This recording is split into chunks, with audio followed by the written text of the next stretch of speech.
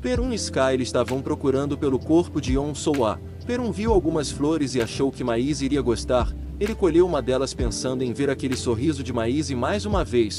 No entanto, alguém cortou rapidamente a flor. Mas como Perun não conhece Lilith, ele pergunta para ela quem é ela. Lilith pergunta se ele não conhece ela. Ele responde se existe alguma razão para ele saber quem é ela. Perun ataca a Lilith, mas ela se esquiva do ataque dele, e diz que os ataques são inúteis, porque naquele momento ela estava sonhando.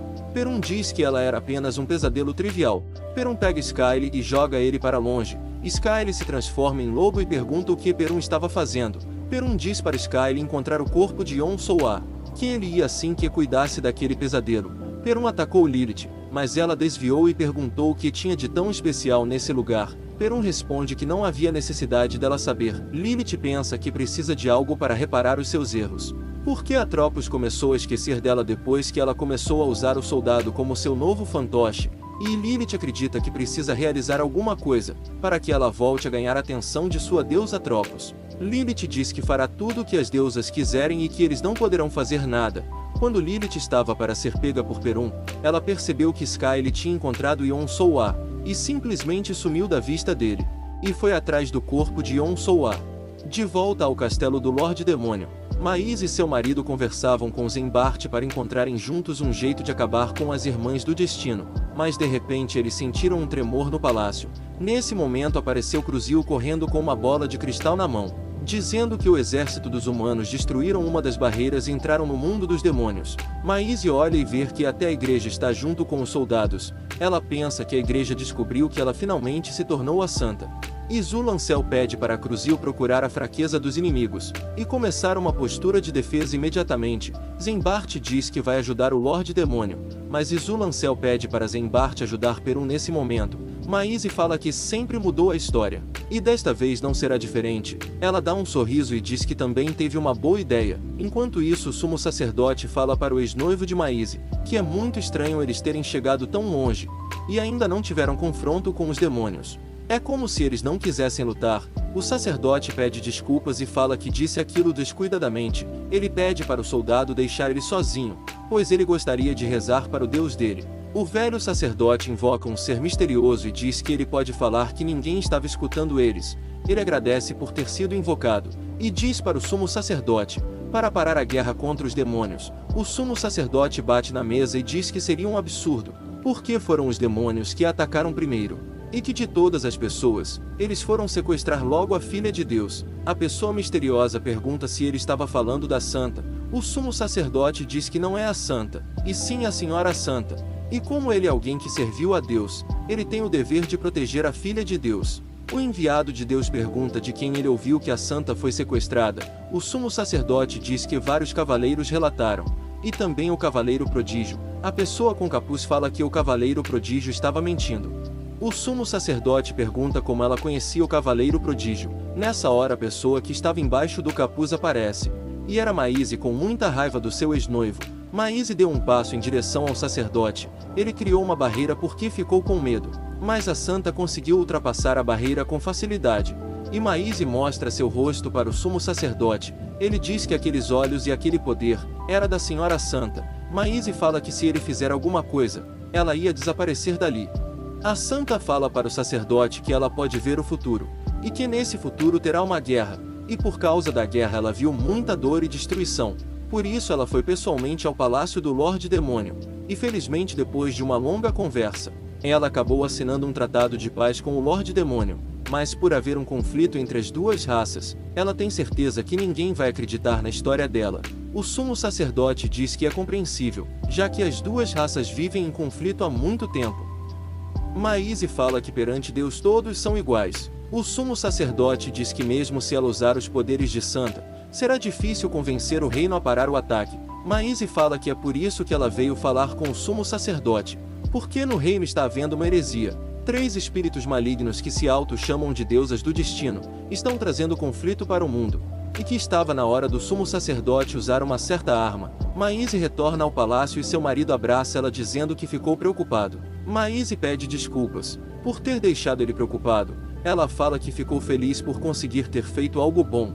Maíse pergunta se está tudo bem com Zembart. Izu fala que somente Skyler voltou por enquanto. Ele pede para Maise verificar uma coisa lá dentro. Maise faz uma cara de surpresa depois que seu marido mostrou para ela o corpo de Yeon Soo-ah. Maise pega no rosto de Yeon Soo-ah e fala que nunca imaginou que um dia ela tocaria no seu próprio cadáver. Ela pergunta para Skyler o que aconteceu com Perun e Zembart. Ele responde que quando eles encontraram Yeon Soo-ah, apareceu um pesadelo que tentou roubar o corpo. Izu Lancel disse que provavelmente era Lilith. Skyler continua dizendo que o pesadelo começou a sentir dor depois de tocar no corpo de Yeon Soo-ah. E nesse momento o Duque Zembart apareceu, mas o pesadelo fugiu imediatamente assim que viu Zembart. E depois disso o Duque enviou ele de volta para o palácio, dizendo que depois de verificar uma coisa, ele voltaria para o castelo. Lilith chega em seu quarto confusa se perguntando quem era aquela mulher de cabelos preto, e quem era aquele homem, que não tinha os olhos verdes, mas de uma cor fria e mesmo assim demonstrava calor.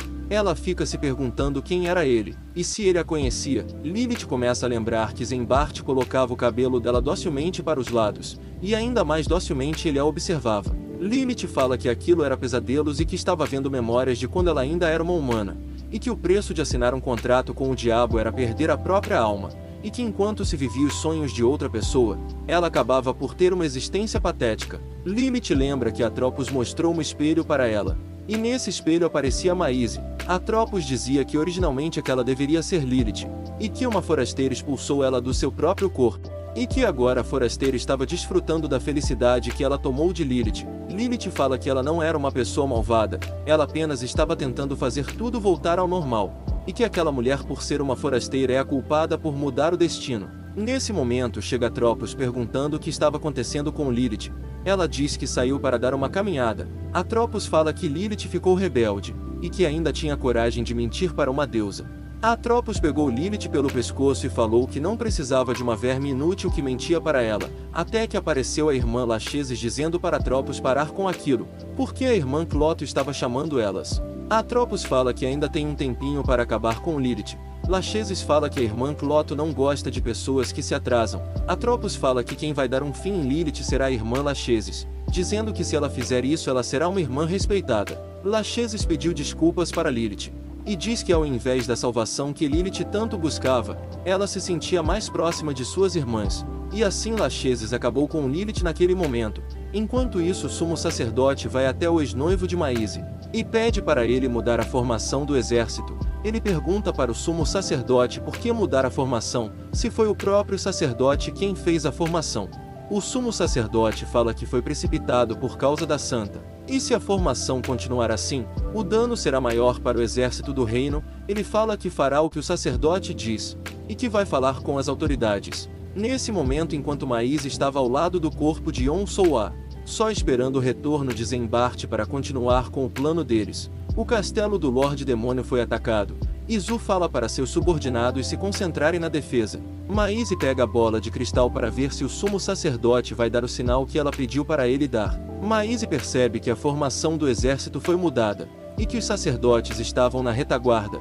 Esse era o sinal que Maise estava esperando da parte do sumo sacerdote.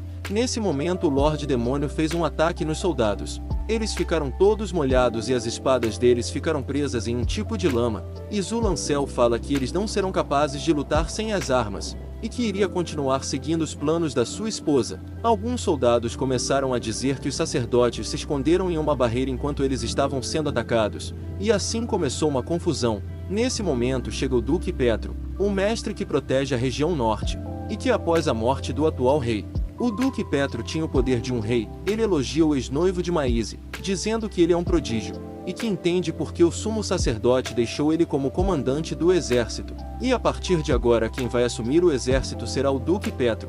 Enquanto isso Maise estava no palácio olhando pela bola de cristal e dizendo que estava tudo muito sombrio. E também ela está preocupada porque Zembart sumiu.